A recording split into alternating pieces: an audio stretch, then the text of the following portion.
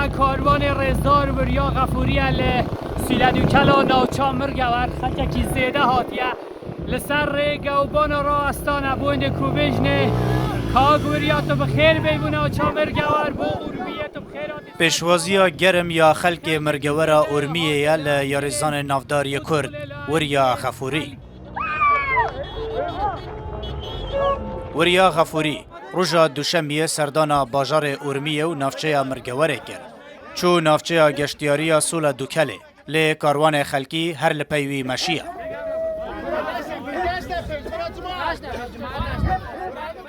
وریا هر لنافچه چو هتل که. جلوبرگی کردی به جمدانی و پیشکشی وریا حاطر کرد.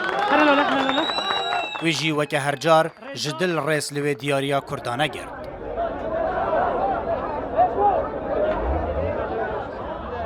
قربالغ یا خلکی لبردری هتل او قاسی زیده بو که وریا نکاری بدل خواه دناف خلکی ده بمینه.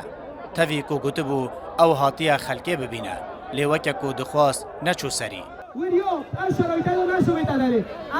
نشون مدیریت کن هم دیدون اکتر نداره مگو وارستن وریا غفوری نافدارترین یاریزان فوتبال ده دیروکا روشلات کردستان ده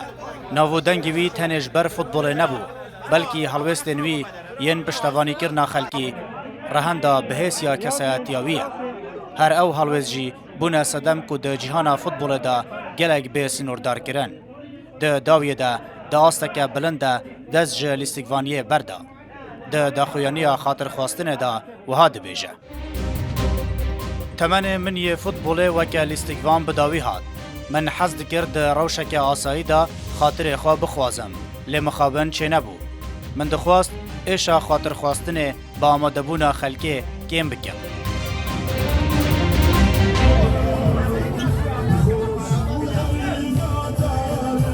حلوستن وریا وها کرنه دما خلک وید بینه چجر دست وره پیشکش بکه